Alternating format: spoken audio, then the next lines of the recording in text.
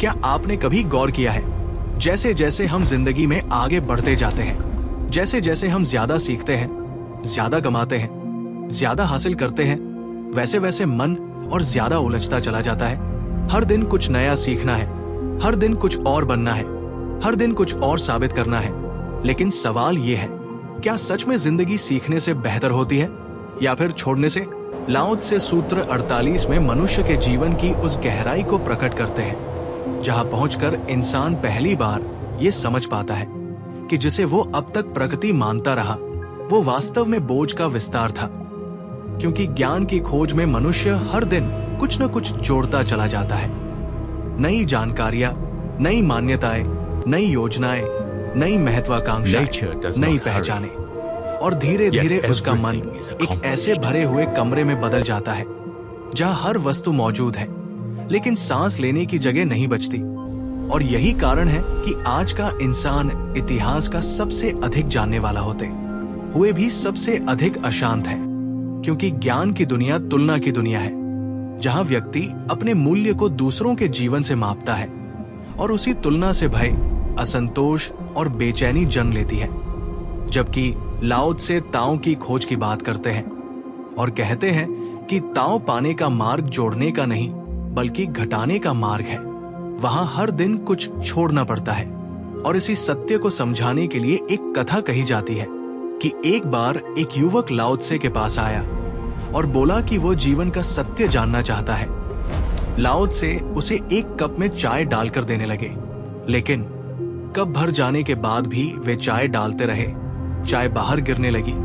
तब युवक ने कहा कि कप भर चुका है, अब और नहीं समा सकता। तब लाओ त्से मुस्कुराए और बोले कि तुम्हारा मन भी इसी कप की तरह भरा हुआ है, विचारों से, धारणाओं से, ज्ञान से। जब तक तुम इसे खाली नहीं करोगे तब तक ताओ कैसे समाएगा? और यही सूत्र 48 का सार है कि ताओ को पाने के लिए पहले भीतर की भीड़ को हटाना पड़ता है। लाओ त्से कहते हैं कि ताओ की खोज में हर दिन कुछ छोड़ो, जरूरत से ज्यादा सोचना छोड़ो, हर परिस्थिति को नियंत्रित करने की चाह छोड़ो, ये भ्रम छोड़ो कि सब कुछ तुम्हारी योजना के अनुसार ही होना चाहिए। क्योंकि ये नियंत्रण की इच्छा ही मनुष्य को प्रकृति से अलग करती है।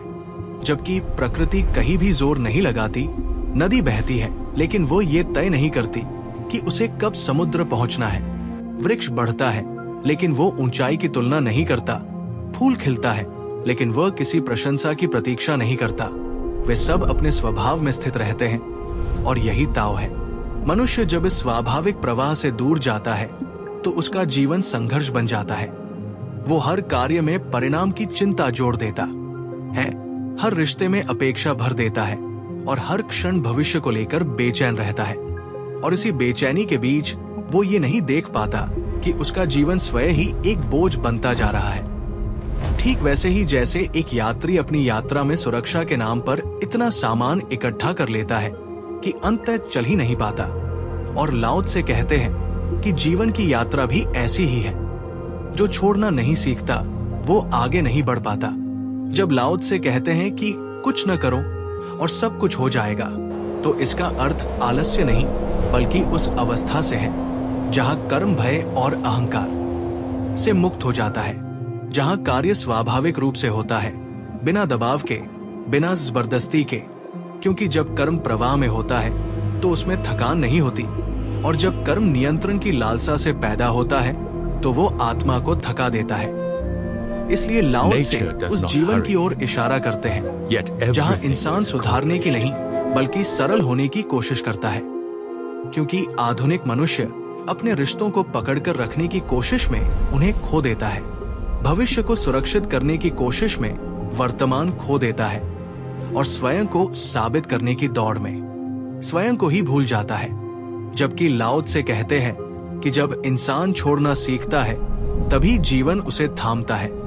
क्योंकि शांति किसी लक्ष्य को पाने से नहीं बल्कि उस संघर्ष को छोड़ने से आती है जो लक्ष्य के पीछे छिपा होता है। और जब भीतर से ये संघर्ष शांत होता है तो एक गहरा खालीपन जन्म लेता है।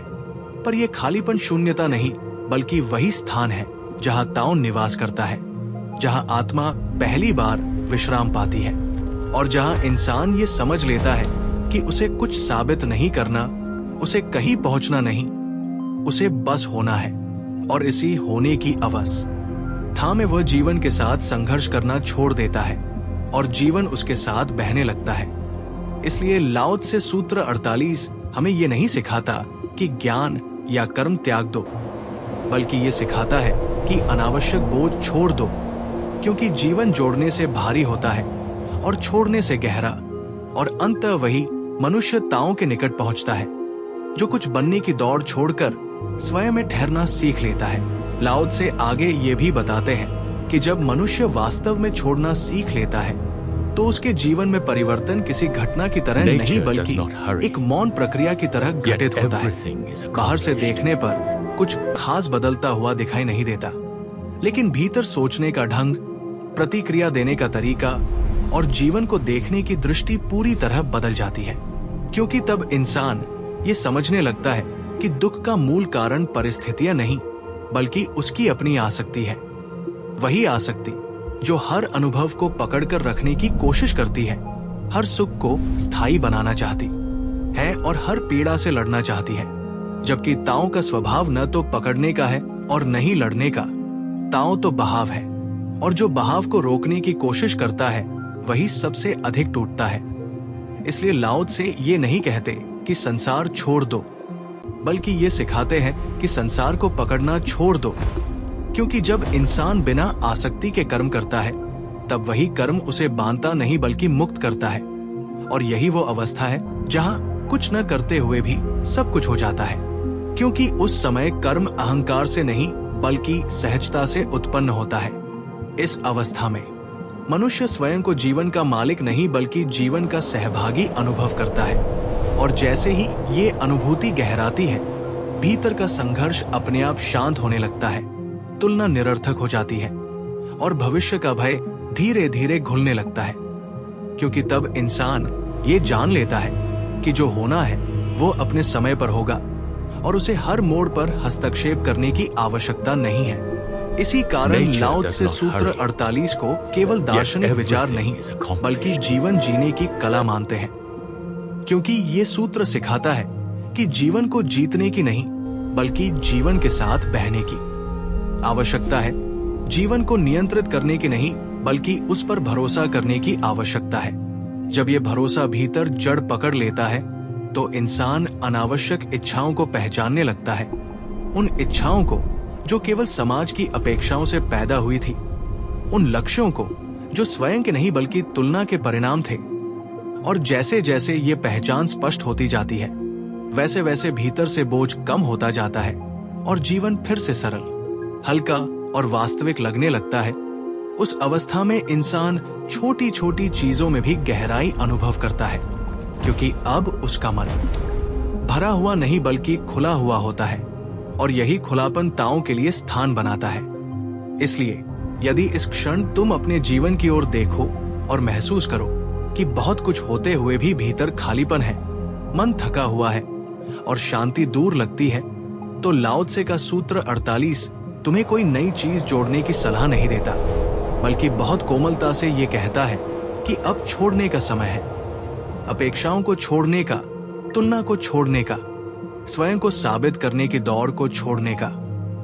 क्योंकि जैसे ही तुम छोड़ना शुरू करते हो, जीवन स्वयं तुम्हें संभालना शुरू कर देता है और वही क्षण सच्चे परिवर्तन की शुरुआत बन जाता है।